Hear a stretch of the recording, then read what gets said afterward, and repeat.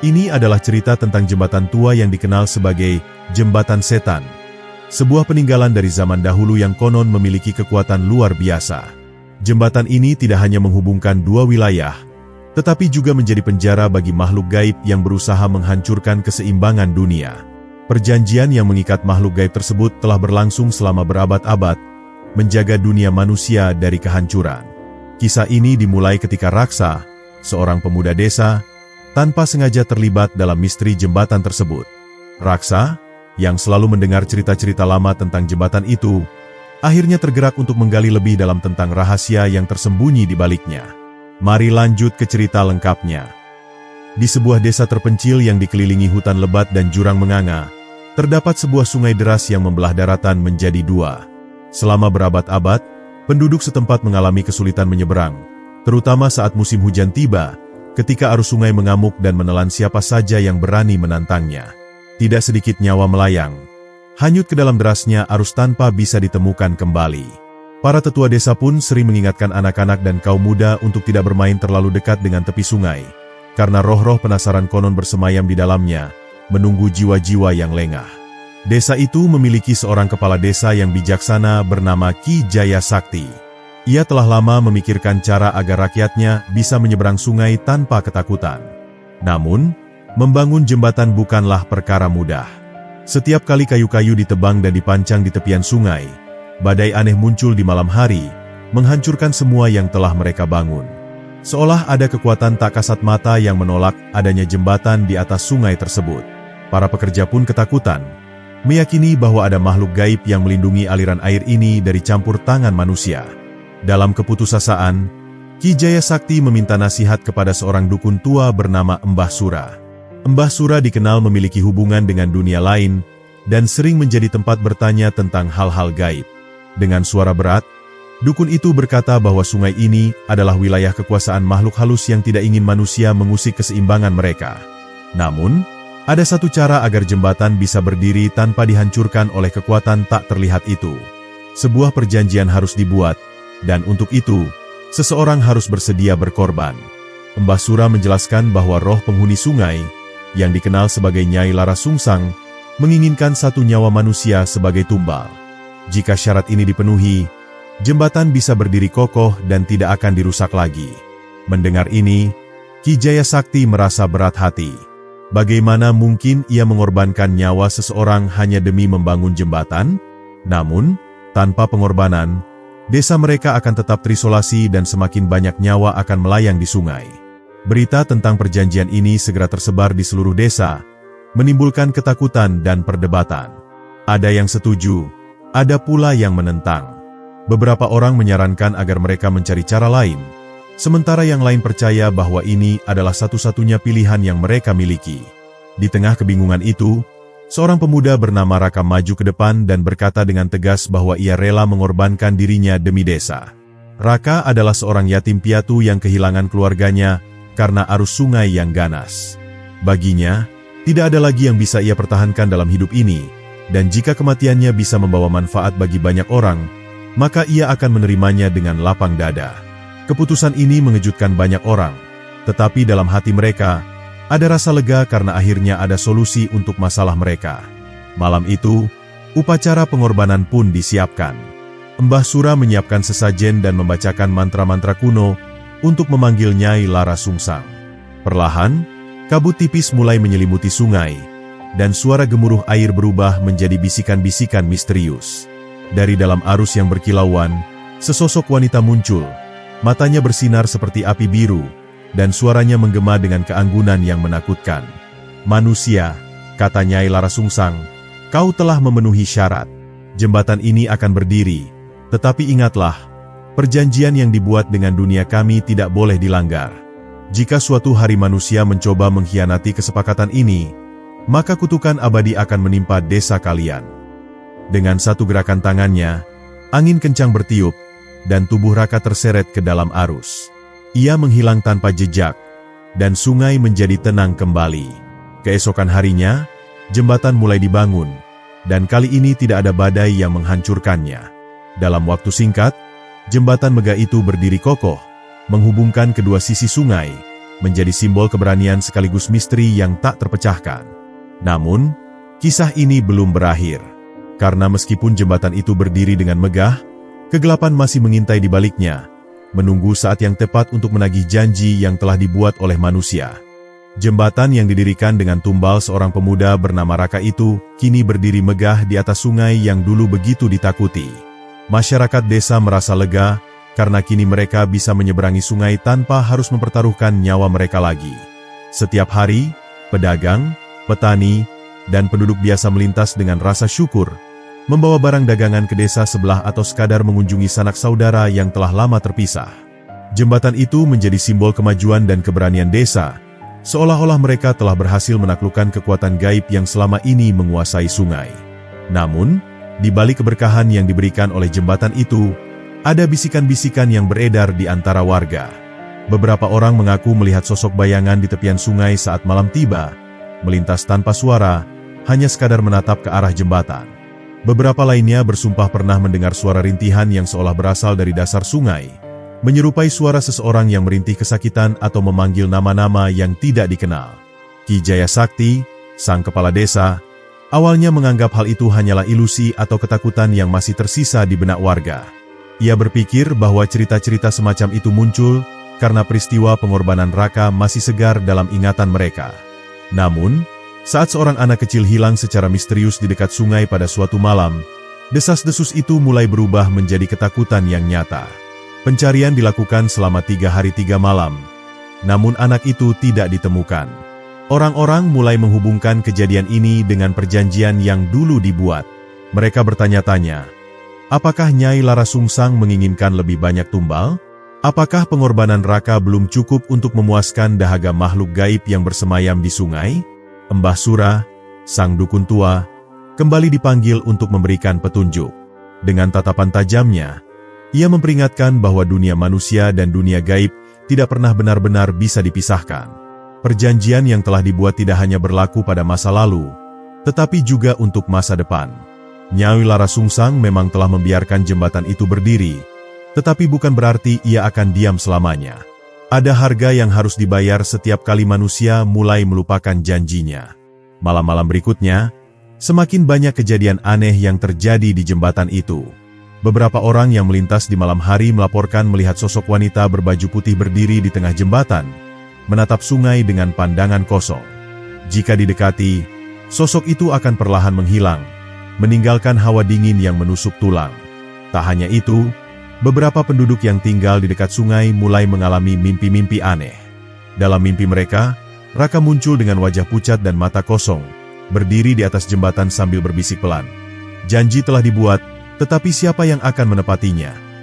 Mimpi-mimpi ini tidak hanya terjadi sekali atau 2 kali, tetapi terus berulang dengan berbagai variasi yang mengerikan, seolah ada pesan yang ingin disampaikan dari alam lain.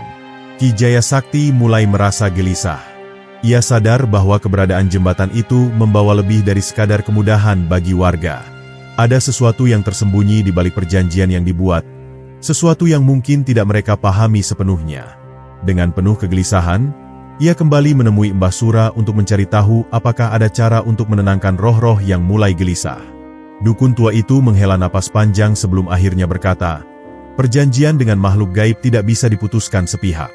Manusia hanya bisa berusaha menjaga keseimbangan agar tidak menimbulkan kemarahan yang lebih besar.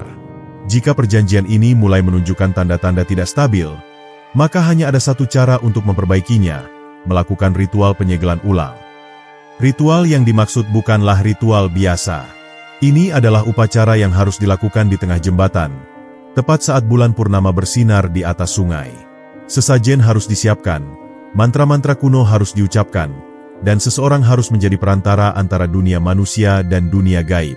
Jika ritual ini gagal, maka kutukan yang selama ini hanya terasa dalam bayang-bayang akan benar-benar merajalela di desa. Malam purnama berikutnya semakin dekat, dan warga desa harus bersiap menghadapi apapun yang akan terjadi. Sementara itu, di bawah gemerlap cahaya bulan yang semakin membesar, sungai itu tetap mengalir deras, menyimpan rahasia yang belum sepenuhnya terungkap. Malam purnama akhirnya tiba. Cahaya bulan bersinar terang di langit yang tanpa awan, memantulkan cahayanya ke permukaan sungai yang tenang namun penuh misteri. Ki Jaya Sakti bersama Mbah Sura berdiri di tengah jembatan, dikelilingi oleh beberapa orang kepercayaan yang dipilih untuk membantu jalannya ritual penyegelan. Di hadapan mereka, sesajen telah disusun rapi, kepala kerbau, kembang 7 rupa, dupa yang mengepulkan asap putih, serta kendi berisi air suci yang diambil dari sumber mata air tertua di desa. Angin malam berembus pelan, membawa aroma dupa bercampur dengan hawa sungai yang lembab. Para warga yang tidak ikut dalam ritual hanya bisa mengintip dari kejauhan, menahan napas setiap kali Mbah Sura melantunkan mantra dengan suara serak yang bergema di udara. Mantra itu bukan sembarang mantra, itu adalah doa kuno yang diwariskan turun-temurun oleh para leluhur, sebuah permohonan agar makhluk gaib yang menguasai sungai tidak menuntut korban lebih banyak lagi. Namun, sejak awal ritual dimulai, ada sesuatu yang terasa tidak beres. Riak-riak kecil muncul di permukaan sungai, semakin lama semakin besar hingga akhirnya menciptakan gelombang yang menghantam tiang-tiang jembatan. Ki Jaya Sakti mencoba tetap tenang, tetapi ia tidak bisa mengabaikan perasaan bahwa sesuatu sedang mengawasi mereka dari balik kabut yang perlahan muncul di permukaan sungai. Tiba-tiba, suara gemuruh terdengar dari dasar sungai, seperti ada sesuatu yang bergerak di bawah sana. Beberapa orang yang ikut dalam ritual mulai gemetar ketakutan. Tangan mereka mencengkeram erat jubah mereka seolah-olah berharap bisa melindungi diri dari kekuatan tak kasat mata yang mulai terasa semakin nyata. Mbah Sura tetap teguh, melanjutkan mantranya meskipun suaranya mulai bergetar. Dan saat itulah, dari tengah kabut yang menggantung di atas sungai, muncul sesosok bayangan. Sosok itu perlahan naik ke permukaan, membentuk wujud seorang wanita berambut panjang dengan pakaian putih yang melambai-lambai terkena hembusan angin malam. Matanya kosong, tatapannya menembus langsung ke arah Ki Jaya Sakti dan Mbah Sura, seolah-olah ia menantang mereka untuk melanjutkan apa yang telah mereka mulai. "Siapa yang berani mengganggu perjanjianku?" Suara itu bergema, berasal dari sosok wanita yang melayang di atas sungai. Nada suaranya tidak marah, tetapi penuh dengan keheningan yang menakutkan. Itu adalah suara Nyai Larasungsang, penguasa gaib sungai yang telah lama ditakuti oleh warga desa. Mbah Sura menundukkan kepala dengan hormat sebelum menjawab, "Kami tidak bermaksud melanggar perjanjian, tetapi kami ingin menenangkan roh yang mungkin belum damai. Kami ingin menghindari lebih banyak korban." Nyai Larasungsang tertawa pelan, tetapi tawa itu terdengar seperti angin yang berdesir di antara dahan-dahan pohon yang sekarat. "Perjanjian tidak pernah bisa diubah begitu saja," katanya. "Kalian telah menerima jembatan ini, tetapi apakah kalian sudah siap menerima konsekuensinya?" Ki Jaya Sakti merasa tenggorokannya mengering. Ia sadar bahwa tidak ada yang bisa menyangkal kebenaran dalam kata-kata makhluk gaib itu. Jembatan memang telah memberikan kemudahan bagi warga, tetapi itu bukanlah sesuatu yang bisa diperoleh tanpa harga. Kini, mereka harus mengetahui apa yang sebenarnya dimaksud oleh Nyai Larasungsang dengan konsekuensi yang harus mereka terima. Perlahan, sosok wanita itu mengangkat tangannya dan menunjuk ke arah jembatan. Seketika, suara jeritan terdengar dari kejauhan. Suara itu datang dari berbagai arah, memecah keheningan malam dengan nada yang menyayat hati. Para warga yang melihat dari jauh langsung berhamburan, beberapa bahkan jatuh tersungkur karena ketakutan. Dari kejauhan, bayangan-bayangan lain mulai muncul, seolah-olah mereka keluar dari dasar sungai. Wujud mereka samar, tetapi jelas mereka bukan manusia. Mereka adalah roh-roh yang terjebak, makhluk-makhluk yang tidak pernah mendapatkan ketenangan setelah perjanjian pertama kali dibuat. Kini, mereka datang untuk menuntut hak mereka, hak yang mungkin telah dilupakan oleh manusia. Ki Jaya Sakti menggenggam tangannya erat, mencoba mencari cara untuk menenangkan situasi. Namun, di dalam hatinya, ia mulai menyadari satu hal. Ritual penyegelan mungkin tidak akan cukup untuk menyelesaikan masalah ini. Nyai Larasungsang tidak hanya menuntut penghormatan, tetapi sesuatu yang jauh lebih besar, sesuatu yang mungkin tidak ingin diketahui oleh manusia. Saat jeritan-jeritan itu terus menggema di tengah malam, wajah Ki Jaya Sakti mulai diliputi keraguan. Ia menoleh ke arah Mbah Sura, mencari jawaban di balik sorot mata laki tua itu. Namun, yang didapatinya hanyalah tatapan penuh kesadaran bahwa mereka telah melangkah terlalu jauh. Kabut semakin tebal, membungkus jembatan dan sekitarnya dalam tirai putih yang membuat segala sesuatu tampak samar. Bayangan-bayangan yang muncul dari dasar sungai perlahan mendekat, sementara Nyai Larasungsang tetap melayang dengan tatapan yang seolah menembus jiwa mereka. "Perjanjian ini tidak bisa dihapus, tetapi bisa diperbarui," ucapnya lirih. namun suaranya bergema seperti rintik hujan yang jatuh ke permukaan air. Jembatan ini dibangun atas dasar kesepakatan, dan kesepakatan itu harus ditepati. Jika tidak, maka keseimbangan akan terganggu, dan dunia kalian akan merasakan akibatnya. Ki Jaya Sakti merasa dadanya semakin berat. Ia ingat cerita lama yang beredar di antara para tetua desa, tentang bagaimana jembatan ini pertama kali dibangun dengan campur tangan makhluk gaib. Dulu, sungai ini tak bisa diseberangi tanpa risiko kehilangan nyawa. Derasnya arus serta kedalaman yang tak terukur menjadikannya penghalang alami bagi mereka yang ingin mencapai desa-desa di seberangnya. Namun, seorang lelaki yang dikenal sebagai Ki Wilapa, leluhur mereka, melakukan sesuatu yang tak seorang pun berani. Ia meminta bantuan dari makhluk penghuni sungai. Perjanjiannya sederhana namun penuh risiko. Makhluk gaib bersedia membantu membangun jembatan yang kuat, tetapi ada harga yang harus dibayar, nyawa manusia yang akan menjadi bagian dari ritual. Selama nyawa itu diberikan sesuai syarat yang telah ditentukan, maka jembatan akan tetap berdiri kokoh dan tidak akan hancur oleh waktu. Namun, jika manusia melupakan perjanjian ini, maka kekuatan gaib akan menagih hak mereka dengan cara yang lebih kejam. Dada Ki Jaya Sakti berdegup lebih cepat saat menyadari bahwa mungkin inilah yang telah terjadi. Selama beberapa generasi, perjanjian ini mulai terlupakan. Manusia berlalu lalang di atas jembatan tanpa pernah mengingat asal-usulnya, tanpa pernah memberikan penghormatan kepada yang telah membantu membangunnya. Kini, makhluk-makhluk itu datang kembali, menagih hak mereka yang telah diabaikan. Jika kalian ingin memperbarui perjanjian ini, lanjut Nyai Larasungsang, maka harus ada pengorbanan baru. Sebuah jiwa yang rela menyerahkan dirinya, sebagai tanda bahwa manusia masih mengakui kekuatan kami. Ketegangan di udara semakin pekat. Para warga yang masih menyaksikan dari kejauhan mulai berbisik ketakutan.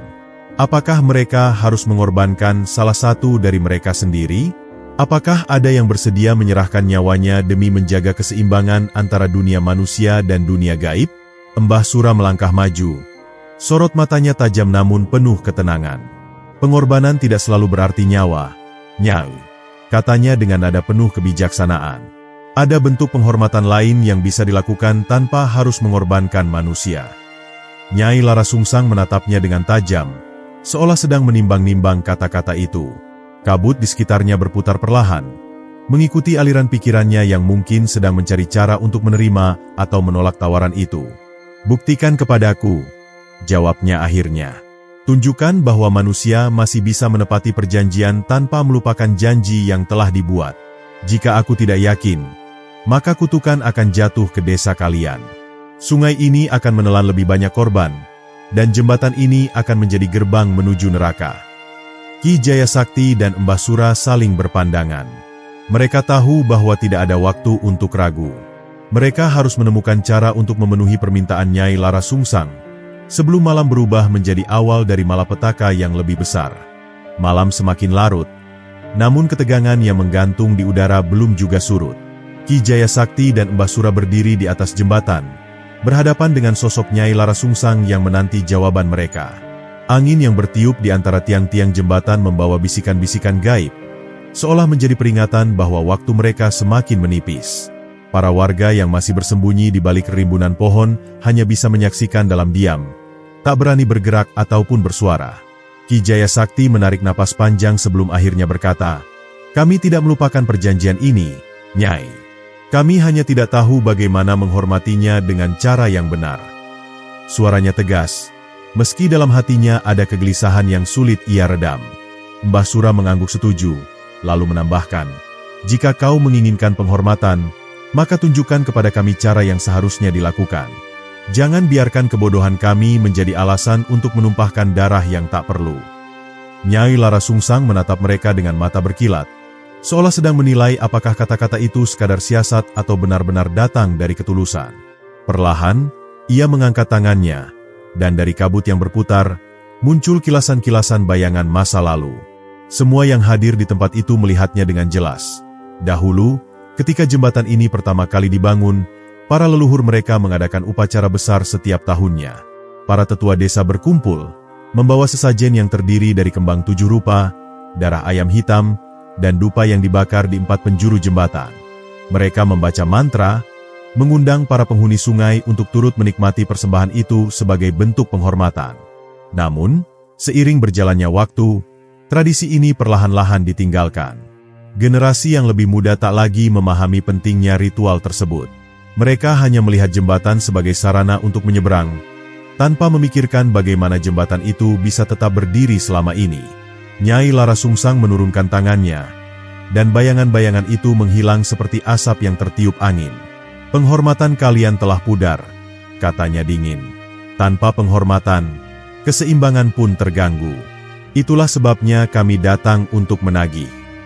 Ki Jaya Sakti menggertakkan giginya. Ia menyadari bahwa desa mereka telah lalai dalam menjaga tradisi. Namun, yang membuatnya khawatir adalah apakah penghormatan seperti dulu masih bisa dilakukan, ataukah sudah terlambat? Mbah Sura, dengan kebijaksanaannya yang tak tertandingi, kembali berbicara. "Jika penghormatan itu yang kau inginkan, maka izinkan kami mengembalikannya.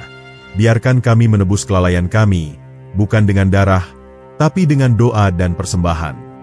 Nyai Larasungsang tersenyum tipis, meski matanya tetap tajam seperti bilah pedang. "Aku ingin melihat kesungguhan kalian," ujarnya. "Kumpulkan tetua-tetua desa, siapkan upacara, dan pastikan kalian tidak mengulangi kesalahan ini. Jika dalam 7 malam ke depan tidak ada tanda-tanda penghormatan yang layak, maka sungai ini akan menelan lebih banyak korban, dan jembatan ini akan berubah menjadi gerbang kegelapan." Peringatan itu begitu jelas. Ki Jaya Sakti dan Mbah Sura tidak punya pilihan lain selain segera bertindak. Mereka berpaling dan berjalan cepat menuju desa, meninggalkan jembatan yang kini diselimuti kabut lebih pekat. Para warga yang sedari tadi bersembunyi segera mengikuti mereka, menyadari bahwa nasib mereka kini bergantung pada seberapa cepat mereka bisa mengembalikan tradisi yang telah lama dilupakan. Sesampainya di balai desa, mereka segera memanggil para tetua dan menceritakan apa yang baru saja terjadi. Wajah-wajah mereka dipenuhi kegelisahan, sebab tak seorang pun dari mereka benar-benar memahami bagaimana ritual penghormatan itu harus dilakukan dengan tepat. Ingatan akan masa lalu telah terkikis oleh waktu, dan kini mereka harus menemukan cara untuk menghidupkan kembali sesuatu yang hampir hilang. Malam itu, seluruh desa berkumpul dalam ketakutan dan harapan. Mereka mencari petunjuk dalam lembaran-lembaran naskah kuno yang tersimpan di rumah para leluhur, mencoba merangkai kembali potongan-potongan yang telah tercerai-berai. Ada yang menggali ingatan dari cerita nenek moyang mereka, ada pula yang mencoba menghubungi orang-orang tua yang masih memiliki sedikit pengetahuan tentang upacara itu. Dalam keheningan yang mencekam, sebuah suara lirih tiba-tiba terdengar dari sudut ruangan. Seorang wanita tua, yang selama ini hanya dianggap sebagai orang gila oleh warga desa, berbisik dengan nada yang penuh misteri. "Penghormatan sejati bukan hanya pada ritual, tapi pada bagaimana kalian menjaga keseimbangan dengan mereka yang tak kasat mata." Desa itu kini berada dalam kesibukan yang tak biasa. Sejak pertemuan di jembatan, Ki Jaya Sakti dan Mbah Sura memerintahkan para warga untuk bersiap mengadakan upacara pemulihan penghormatan yang telah lama terlupakan. Orang-orang yang tadinya skeptis dan tidak peduli kini bergegas mengumpulkan segala sesuatu yang diperlukan. Kembang 7 rupa, dupa beraroma kemenyan, dan darah ayam hitam dikumpulkan sesuai dengan tradisi lama yang masih samar dalam ingatan para tetua desa. Namun, ada satu hal yang masih menjadi teka-teki besar, mantra yang digunakan dalam ritual penghormatan itu. Lembaran naskah kuno yang ditemukan di rumah para leluhur hanya berisi petunjuk samar, tanpa menyebutkan kata-kata pasti yang harus diucapkan. Setiap orang yang mencoba mengingatnya merasa ada sesuatu yang menghalangi ingatan mereka, seolah-olah kekuatan gaib telah menghapus bagian itu dari benak mereka. Warga mulai merasa gelisah. Tanpa mantra yang benar, akankah upacara ini berhasil? Mbah Sura, dengan kebijaksanaannya yang mendalam, mencoba menenangkan mereka. "Mantra bukan sekadar kata-kata," ujarnya. "Yang lebih penting adalah ketulusan hati kita dalam mengembalikan keseimbangan." Ia kemudian mengusulkan agar mereka mencari petunjuk dalam mimpi, sebuah cara kuno yang sering digunakan oleh leluhur mereka ketika menghadapi kebuntuan dalam memahami hal-hal gaib. Malam itu, seluruh desa melakukan semedi. Mereka duduk dalam keheningan, membiarkan angin malam membelai wajah mereka, berharap mendapatkan jawaban dari alam gaib. Beberapa orang tertidur di tempat mereka duduk, sementara yang lain tetap terjaga, mencoba menangkap bisikan-bisikan halus yang mungkin muncul dalam angin atau dalam kedipan api pelita. Menjelang fajar, Seorang pemuda bernama Raksa terbangun dengan mata yang terbelalak. Keringat membasahi dahinya. Napasnya memburu. Ia baru saja mengalami mimpi yang begitu nyata. Dalam mimpinya, seorang lelaki tua berjubah putih berdiri di tepi jembatan, mengucapkan kata-kata dalam bahasa yang tak sepenuhnya ia pahami. Namun, ada beberapa frasa yang masih melekat dalam ingatannya. Ia segera berlari menuju rumah Ki Jaya Sakti untuk menceritakan apa yang ia alami. Setelah mendengar kisah Raksa, Ki Jaya Sakti memutuskan untuk mencoba mantra yang didengar dalam mimpi itu. Mereka segera menyiapkan upacara, memilih malam keempat setelah pertemuan dengan Nyai Larasungsang sebagai waktu yang paling tepat. Konon, pada malam keempat, batas antara dunia manusia dan dunia gaib menjadi lebih tipis, memungkinkan komunikasi yang lebih jelas dengan para penghuni tak kasat mata. Saat malam yang dinanti tiba, warga berkumpul di tepi jembatan dengan perasaan campur aduk antara harapan dan ketakutan. Api obor berkobar di sekeliling mereka, menerangi wajah-wajah yang dipenuhi kecemasan. Ki Jaya Sakti berdiri di tengah lingkaran, memegang sesaji yang telah dipersiapkan. Embah Sura mulai membakar kemenyan, dan aroma mistisnya segera menyelimuti udara. Raksa maju ke depan, mengingat kembali kata-kata yang ia dengar dalam mimpinya. Dengan suara yang bergetar, ia mulai mengucapkan mantra. Kata-kata kuno itu mengalir dari bibirnya, bergetar dalam udara malam yang hening. Setiap suku kata yang diucapkannya terasa bergetar dalam hati setiap orang yang mendengarnya. Angin tiba-tiba bertiup lebih kencang, membuat api obor berkedip-kedip. Saat mantra itu selesai diucapkan, sesuatu yang aneh terjadi. Permukaan sungai yang sebelumnya tenang mulai beriak, seolah ada sesuatu yang bergerak di bawahnya. Kabut tipis muncul, membentuk bayangan-bayangan samar yang perlahan-lahan mengambil wujud. Dari kabut itu, muncul sosok Nyai Larasungsang. Matanya bersinar dengan cahaya kehijauan yang menusuk. Ia melayang di atas air, menatap mereka dengan penuh penilaian. Mantra itu telah diucapkan, tapi apakah kalian benar-benar memahami maknanya? Suaranya bergema, menggema dalam kegelapan malam. Ki Jaya Sakti melangkah maju, menundukkan kepalanya dengan hormat. Kami tidak hanya ingin mengulang ritual, Nyai, katanya. Kami ingin mengembalikan keseimbangan yang telah terganggu. Nyai Larasungsang tersenyum tipis, lalu mengangkat tangannya. Tiba-tiba, dari permukaan sungai muncul bayangan lain. Sesosok pria tua berjubah putih, sosok yang sama yang muncul dalam mimpi Raksa. Ini adalah sang penjaga jembatan, kata Nyai Larasungsang. Dialah yang selama ini menjaga perjanjian antara dunia manusia dan dunia gaib. Namun, karena kalian melupakan penghormatan, ia tertidur selama bertahun-tahun. Kini, kalian harus membuktikan bahwa kalian layak mendapatkannya kembali. Suasana menjadi semakin tegang.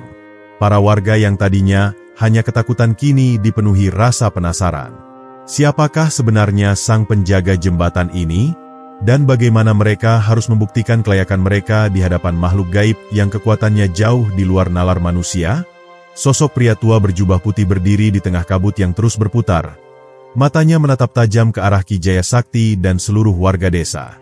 Cahaya kehijauan yang menguar dari tubuhnya berpendar samar, menciptakan siluet misterius yang membuat udara di sekitar terasa semakin dingin. Suasana menjadi begitu hening, seolah seluruh alam menahan napas menanti apa yang akan terjadi selanjutnya. Bahkan gemericik air sungai di bawah jembatan pun terdengar begitu pelan, seakan takut mengusik kehadiran sosok gaib itu. Perjanjian yang dahulu diikrarkan telah diabaikan. Suara pria tua itu bergema, berat dan dalam seperti gemuruh petir yang jauh. Aku telah tertidur selama bertahun-tahun, sementara kalian menikmati jembatan ini tanpa mengingat siapa yang menjaganya. Kini, sebelum keseimbangan dikembalikan, kalian harus membuktikan bahwa kalian layak mendapatkan perlindungan kami. Ki Jaya Sakti maju selangkah, menatap sosok tersebut dengan penuh hormat. Kami sadar akan kesalahan kami, penjaga jembatan, katanya dengan suara mantap. Beri kami ujian, dan kami akan membuktikan bahwa kami tidak akan lagi melupakan perjanjian ini. Pria tua itu menyipitkan matanya, lalu mengangkat tangannya. Seketika, angin kencang bertiup, membuat pohon-pohon di sekitar bergoyang hebat. Api obor yang dipegang warga berkedip-kedip sebelum padam seketika, menyisakan hanya cahaya bulan yang pucat sebagai penerangan. Dari balik kabut, 3 sosok muncul, masing-masing memiliki wujud yang berbeda. Yang pertama adalah bayangan hitam tinggi besar, tanpa wajah, hanya memiliki mata merah menyala yang mengawasi mereka dengan tajam. Yang kedua adalah sosok wanita berbaju putih, rambut panjangnya berkibar ditiup angin. Wajahnya begitu pucat namun senyumnya menyiratkan sesuatu yang berbahaya. Yang terakhir adalah seorang lelaki muda bertubuh kurus. Matanya cekung dan kulitnya seperti terbakar, seolah berasal dari dunia yang penuh penderitaan. Setiap dari kalian harus menghadapi satu ujian, ujar sang penjaga jembatan. Satu untuk keberanian, satu untuk ketulusan, dan satu untuk kebijaksanaan. Hanya jika kalian berhasil, perjanjian akan dipulihkan. Ketegangan menjalar di antara warga. Mereka saling memandang, berharap seseorang cukup berani untuk maju. Setelah beberapa saat yang terasa begitu lama, Raksa, pemuda yang sebelumnya mendapatkan mimpi tentang mantra, melangkah ke depan. Aku akan menghadapi ujian keberanian, katanya. Suaranya sedikit bergetar tapi matanya penuh keyakinan. Menyusul di belakangnya, seorang wanita bernama Pertiwi, yang dikenal dengan kebaikan hatinya, maju dan berkata, "Aku akan menghadapi ujian ketulusan." Yang terakhir, Mbah Sura, yang telah berulang kali membimbing desa dengan kebijaksanaannya, mengangguk pelan dan berkata, "Aku akan menghadapi ujian kebijaksanaan." Sang penjaga jembatan mengangguk puas. Baiklah, masing-masing dari kalian akan memasuki dunia yang berbeda. Hanya mereka yang memiliki hati yang teguh yang akan kembali. Tanpa peringatan, tanah di bawah kaki mereka bergetar hebat. Kabut yang mengelilingi jembatan mendadak menjadi lebih pekat, menelan ketiga orang yang telah maju ke depan. Warga desa hanya bisa menatap dengan cemas saat mereka menghilang satu persatu, memasuki ujian yang akan menentukan nasib mereka dan desa mereka. Jembatan kini terasa lebih sunyi dari sebelumnya. Udara yang tadinya penuh dengan energi mistis berubah menjadi beku dan mencekam. Warga yang tersisa hanya bisa menunggu, bertanya-tanya apakah mereka akan melihat ketiga orang pemberani itu kembali dalam keadaan selamat, atau jika mereka harus menghadapi akibat dari kegagalan mereka. Sementara itu, di dalam kabut pekat, Raksa, Pertiwi, dan Mbah Sura kini berdiri di tempat yang berbeda. Masing-masing dihadapkan pada tantangan yang akan menguji batas keberanian, ketulusan, dan kebijaksanaan mereka. Raksa membuka matanya dan menemukan dirinya berdiri di tengah hutan yang asing. Udara di sekelilingnya berbau tanah basah, sementara angin berbisik di antara dedaunan, membawa suara-suara yang terdengar seperti bisikan makhluk tak kasat mata. Dia menoleh ke kiri dan ke kanan, tapi tak melihat jalan keluar. Di hadapannya, sosok bayangan hitam tinggi dengan mata merah menyala berdiri diam, mengawasi dengan tajam. Napas Raksa memburu, tapi dia mengingat tujuannya. Ini adalah ujian keberanian, dan dia tidak boleh mundur. Sosok itu mengangkat tangan, dan dari tanah muncul sosok-sosok lain yang serupa, melingkari Raksa dari segala arah. Mereka mendekat perlahan, menciptakan bayangan menakutkan yang seolah menyerap cahaya di sekitar. Raksa merasakan jantungnya berdebar kencang, tapi dia menahan diri untuk tidak berlari. "Aku tidak takut," katanya, meskipun kakinya hampir gemetar. Namun, suara itu tak cukup meyakinkan. Makhluk-makhluk itu terus mendekat, mengeluarkan suara mengerikan yang menggema di seluruh hutan. Tiba-tiba, salah satu bayangan melompat ke arahnya dengan kecepatan yang luar biasa. Refleks Raksa mendorongnya untuk menghindar, tapi ia menyadari sesuatu. Setiap kali dia bergerak mundur, makhluk itu menjadi lebih besar dan semakin nyata. Akhirnya, Raksa menutup matanya dan menghembuskan napas panjang. "Aku tidak akan lari," bisiknya. "Aku akan menghadapi kalian dengan hati yang teguh." Ketika dia membuka matanya lagi, bayangan itu mulai menyusut, matanya yang merah perlahan meredup. Akhirnya, mereka menghilang seperti asap yang tertiup angin. Raksa baru menyadari, keberanian bukan berarti melawan dengan kekuatan, tetapi dengan hati yang tidak gentar. Sementara itu, Pertiwi berdiri di tengah lapangan luas yang tampak tidak berujung. Di depannya, seorang wanita berpakaian putih dengan rambut panjang berdiri sambil tersenyum samar. "Ujian ketulusanmu dimulai," kata wanita itu dengan suara halus. Tapi ada sesuatu yang membuat bulu kuduk Pertiwi meremang. "Di hadapanmu ada 3 benda. Pilih satu yang paling berharga dan serahkan padaku." Di hadapan Pertiwi, 3 benda muncul. Sebilah belati berukiran emas, sekantong penuh perhiasan berkilau, dan sebuah kendi air tanah liat sederhana. Pertiwi mengernyit. Pilihan ini terlihat mudah, Kendi air tampak tak bernilai dibandingkan dengan dua benda lainnya. Tapi ia mengingat bahwa ketulusan bukan tentang nilai benda, melainkan keikhlasan hati. Dengan mantap, ia mengambil kendi air dan menyerahkannya kepada wanita itu. Seketika, senyuman wanita itu melebar, dan tubuhnya mulai memudar.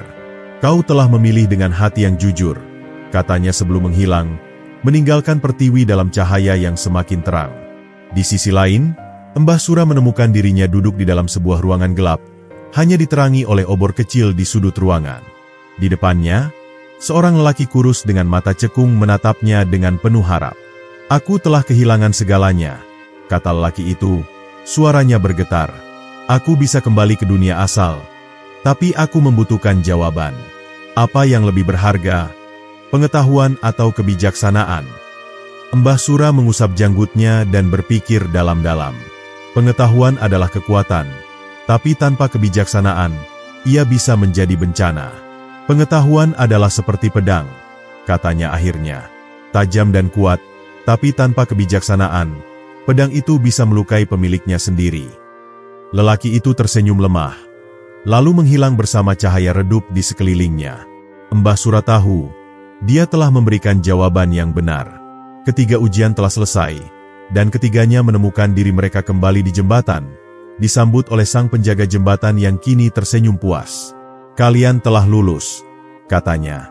"Perjanjian akan dipulihkan, dan desa kalian akan kembali aman." Kabut yang selama ini menyelimuti jembatan mulai menipis, dan para warga bersorak gembira.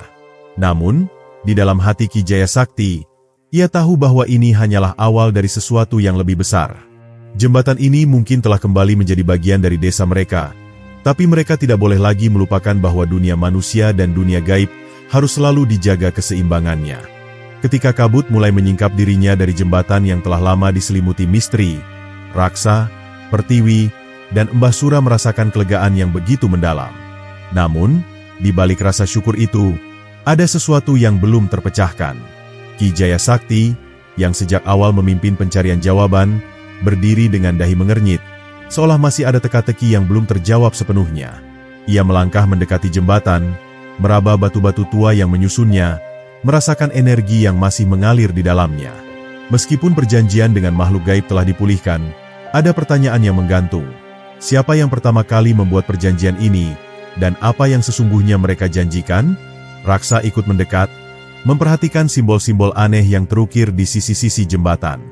Beberapa di antaranya tampak sudah terkikis waktu, namun satu ukiran yang tersembunyi di bagian bawah tiang jembatan menarik perhatiannya. Dengan hati-hati, ia menyentuh ukiran tersebut, dan seketika tubuhnya merasakan getaran aneh. Seolah-olah ada sesuatu yang membangunkan kesadaran lama dalam dirinya. "Mbah Sura," panggilnya dengan suara bergetar. "Lihat ini. Apakah ini tanda perjanjian yang sebenarnya?" Mbah Sura menatap ukiran itu dengan mata yang tajam, lalu menghela napas berat. "Ini bukan hanya sekadar tanda perjanjian," katanya dengan suara yang lebih dalam dari biasanya. "Ini adalah meterai kuno yang menandakan adanya ikatan yang lebih besar dari sekadar kesepakatan antara manusia dan makhluk gaib. Ada sesuatu yang lebih mendalam yang telah dikunci di sini." Pertiwi, yang mendengar pernyataan itu, merasa jantungnya berdegup lebih kencang. "Apa maksudnya, Mbah? Bukankah yang selama ini kita ketahui adalah bahwa jembatan ini dibangun untuk memperkuat hubungan antara dua dunia? Jika lebih dari itu, apa yang sebenarnya tersembunyi di dalamnya?" tanyanya penuh kegelisahan. Ki Jaya Sakti mengangguk pelan. "Aku juga mulai merasa bahwa kisah ini lebih dari sekadar perjanjian biasa. Sejak awal, desa kita memang hidup berdampingan dengan keberadaan makhluk tak kasat mata. Tapi mengapa jembatan ini menjadi titik pusat dari semua keanehan ini?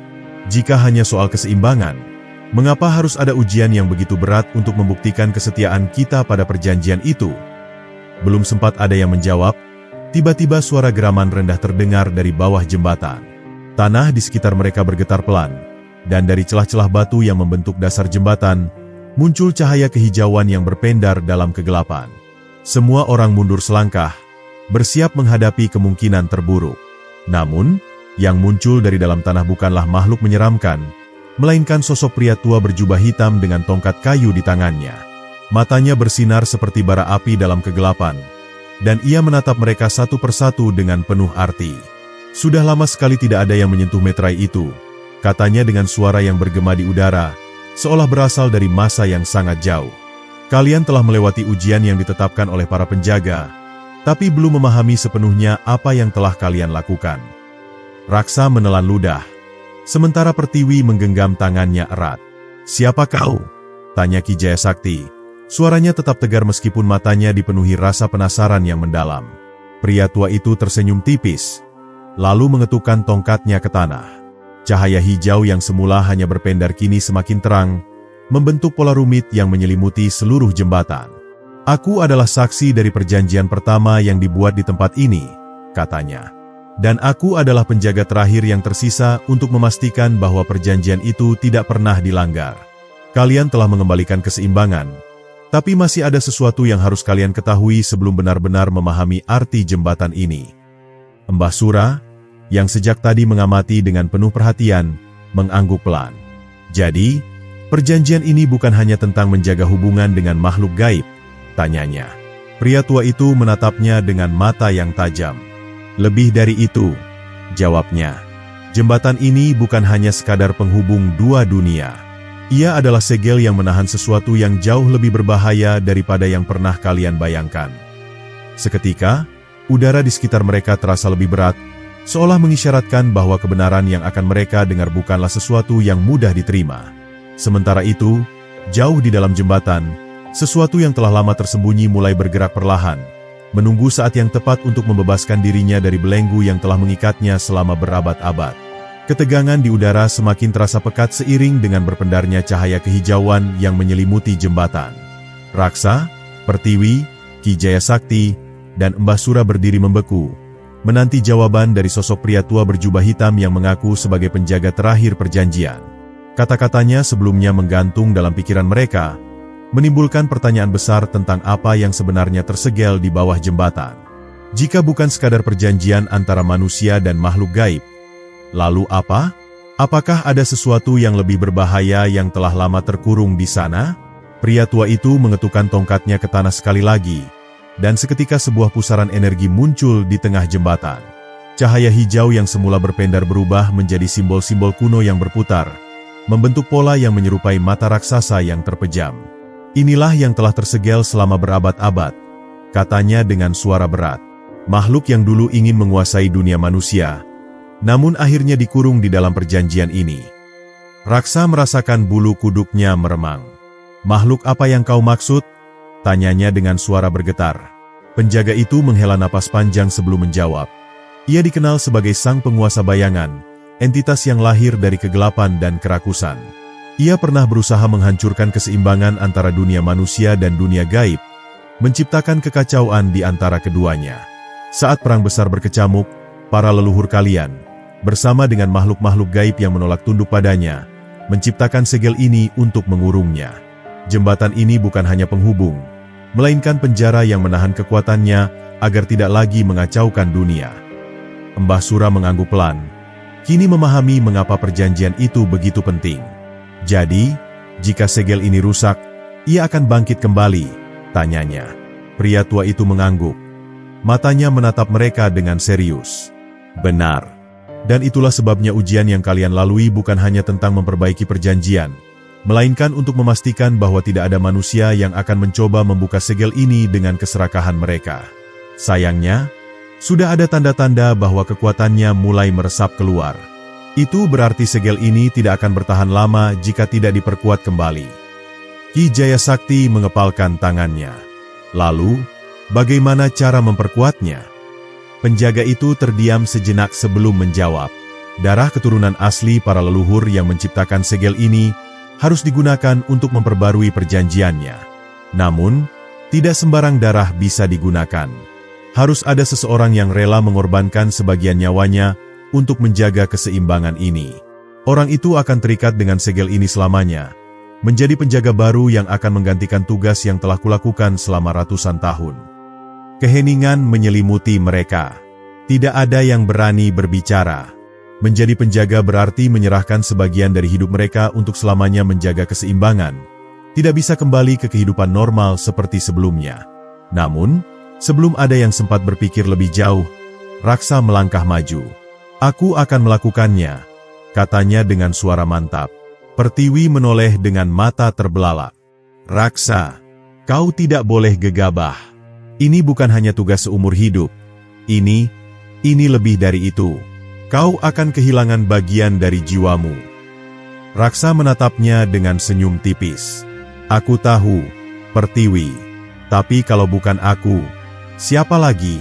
Aku adalah bagian dari desa ini, dan jika ini adalah satu-satunya cara untuk memastikan semua orang tetap aman, maka aku bersedia." Mbah Sura menatapnya dalam-dalam sebelum akhirnya mengangguk. "Kau adalah anak yang kuat, Raksa. Jika itu benar-benar pilihanmu, kami akan mendukungmu." Penjaga itu kemudian mengulurkan tangannya, memberikan sebuah belati berlapis emas yang terukir dengan simbol kuno. "Dengan darahmu, segel ini akan diperbarui. Tapi ingat, ini bukan hanya pengorbanan, melainkan juga kehormatan. Kau akan menjadi bagian dari keseimbangan ini selamanya." Raksa menggenggam belati itu, lalu menatap Pertiwi dan Ki Jaya Sakti untuk terakhir kalinya sebelum menggoreskan luka kecil di telapak tangannya. Setetes darah jatuh ke tanah, dan seketika jembatan itu bergetar hebat. Cahaya hijau menyala terang, simbol-simbol kuno berputar semakin cepat, dan sebuah suara berat bergema dari dalam jembatan, seolah-olah makhluk yang tersegel di bawahnya menyadari bahwa kekuatannya tidak akan pernah bisa lepas. Saat cahaya meredup, tubuh Raksa bergetar, namun ia masih berdiri tegak. Pria tua itu tersenyum puas. "Perjanjian telah diperbarui. Kau sekarang adalah penjaga baru, Raksa. Tugasmu adalah memastikan segel ini tetap utuh, dan mengawasi keseimbangan antara dunia manusia dan dunia gaib." Keseimbangan telah dipulihkan, namun ancaman tidak akan pernah benar-benar hilang. Raksa mengangguk pelan, merasa beban besar kini berada di pundaknya. Ia tidak tahu bagaimana masa depannya akan berjalan setelah ini, namun satu hal yang pasti, ia telah memilih jalan hidupnya dengan penuh kesadaran.